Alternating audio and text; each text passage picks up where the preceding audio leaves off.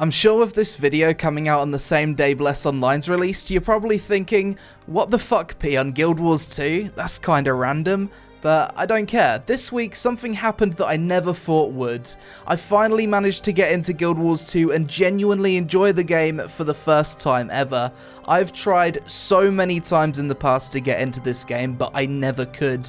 I just didn't get it. I found the combat confusing, I didn't understand the progression, I disliked that the game had no mounts, and I could never figure out how the world vs world PvP mode worked. I'd say in total since the game's release, I've installed it and uninstalled it at least 15 times at this point, and I know I'm not the only one who struggled to get into it.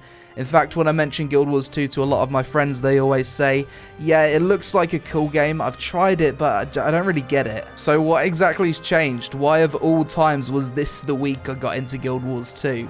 To be honest, it was kinda random. I bought the new expansion Path of Fire quite some time ago, but I never got around to playing it. Since I no longer play Black Desert and Bless was a week away from launching, I decided to install Guild Wars 2 and check out the new expansion for a bit. I already had 2 level 80 boosts from buying both expansions, so I just decided to play something simple. A warrior. After that, I instantly started the Path of Fire main story. Something I like about Guild Wars 2 is that you don't need to play through the Heart of Thorns expansion to experience the new one. You can just boost a character to 80 and jump right into either Heart of Thorns or Path of Fire, or even play both simultaneously if you want to. Straight away, something I liked about the new expansion was the desert theme. This was in contrast to Heart of Thorns, which was based mostly in a dense jungle with plant monsters. I'd tried out Heart of Thorns a few times in the past, but I never really enjoyed the zones or the general theme of the expansion, so straight away off to a good start with Path of Fire. Shortly after arriving in the new area, I was given a quest that rewarded me with a raptor mount. Now this was something I knew was in the expansion from watching the trailer, however what I didn't know was how well implemented mounts would be. Honestly, I just assumed the mount system in Guild Wars 2 would be like World of Warcraft, where every mount has a similar feel, controls the same, has the same speed, and as soon as you take damage, you're instantly dismounted. I was wrong. The way ArenaNet introduced mounts to Guild Wars 2 is in my opinion the best implementation of a mount system to an MMORPG I've ever seen, and this is a game where a good percentage of the player base didn't even want mounts added. Let me explain why it's so good. Firstly, there's 5 types of mounts in Guild Wars 2. The Raptor, the half bunny, half kangaroo thing, the manta ray, the jackal, and the griffin. Each of these mounts have their own unique feel to them, both in weight and the way they control. Not only that, but each mount also has its own unique ability and usage, as well as a progression system via masteries that can make each mount even more effective. Everything in Path of Fire seems to have been designed with mounts in mind, and as a result there's areas that you just can't reach without using the correct type of mount. For example, you use the Raptor to jump across canyons, the Bunny to bounce to hard to reach areas, the Manta Ray to glide across quicksand and move faster over water, the Jackal to enter portals and hidden areas, and the Griffin to glide over long distances. All of these new mounts just feel so well animated, fluid, and fun to use. And my favourite thing is that you don't get dismounted as soon as a mob walks over and breathes on you. Your mounts actually have their own health bars, so you can use them to skip killing enemies, as well as dealing a small amount of damage to them. Thankfully, these mounts aren't just exclusive to the Path of Fire zones either, and you can use them in any other zone in the game except for the World vs World and PvP maps, which kinda makes sense.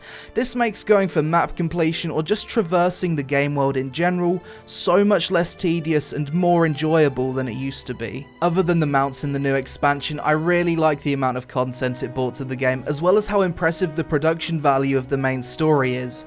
Now, I'm usually someone who skips story in MMOs if it starts to get boring, but in Path of Fire, every single NPC, including your own character, is fully voice acted to AAA quality. The way dialogue's written and cutscenes are presented also makes this one of the best experiences story-wise that I've had in an MMO so far. Everything you do in the main questline makes sense. It's not just kill this, collect that. There's often puzzles, platforming, and even some riddles that you'll encounter to keep things interesting. On top of that, every 2 to 3 months, ArenaNet add new story updates in episodes, which sometimes include new zones, fractals, and raids after the initial expansion launch. With that said, story content, new zones, and mounts, it's all good stuff, but that's probably not enough to keep me playing this game alone. Let's talk about something that will, the PvP. Ever since the first time I heard about Guild Wars 2, the main thing that looked fun for me was the world versus world mode. These are basically huge PvP maps in which different servers fight against each other to control different areas. I'm sure most of you know I'm a huge fan of PvP and MMOs, but for the longest time now, my friends from Black Desert have been telling me how Guild Wars 2 world vs world and PvP in general is kinda dead, which was definitely a contributing reason as to why I didn't try harder to get into it. I thought, what was the point if it's hard to find a good fight? The reality, however, is the PvP in Guild Wars 2 is very much alive in terms of how many people participate. Pretty much every evening from 5 PM to 12 PM, World vs World is really populated. On the weekend it gets so busy that there's often a queue to get into some maps. On Friday, one map had a 90-minute queue time to get in. I was so surprised that a game that's been out for so long is still this active with the PvP. Aside from the population that impressed me, I was shocked how well the game runs during these crazy large-scale battles. Coming from Black Desert, where as soon as there's 200 players in an area, the game goes to absolute shit, I've found World vs World to be a dream in comparison. I haven't had any lag, desync, or rubber banding at all yet. The only issue I had was getting stuck in a wall because people rebuilt it just as I was walking through. Another thing that's nice is how I've been having all this fun with the PvP without even being in a guild or playing with people I know. All you need to do when joining World vs World is look for the commander icon on the minimap, click on it, then click join squad, and you've basically got a semi-organised group instantly. Most servers in Guild Wars 2 also have their own TeamSpeak server that anyone can just join to listen to the commander's raid leading.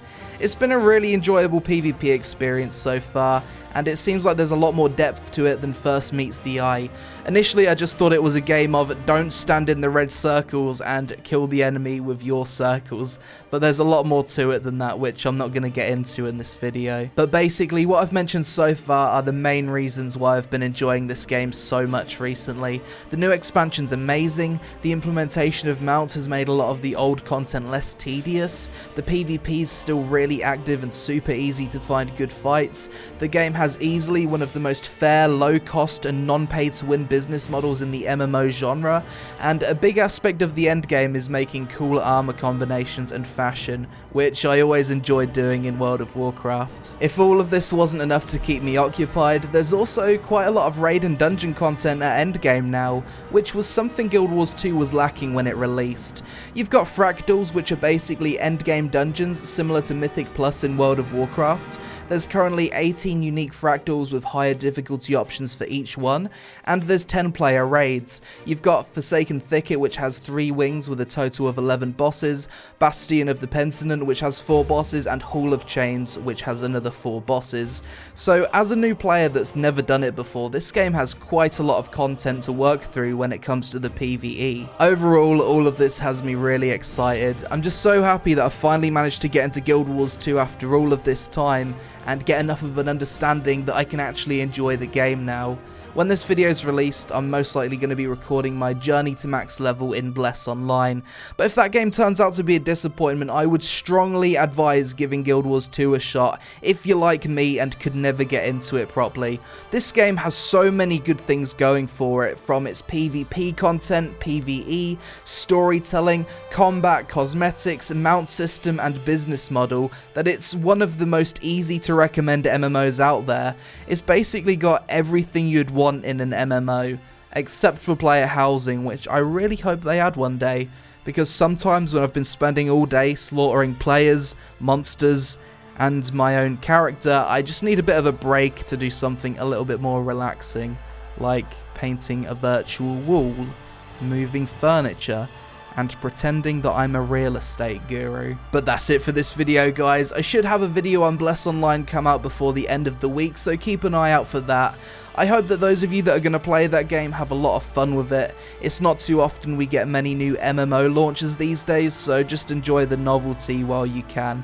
And if you don't like it and the game turns out to be a bit of a flop, then don't worry, because Guild Wars 2 is still here, and from what I can tell, it's only getting better. Thanks for watching, I hope you all have a great day, and I'll see you again really soon.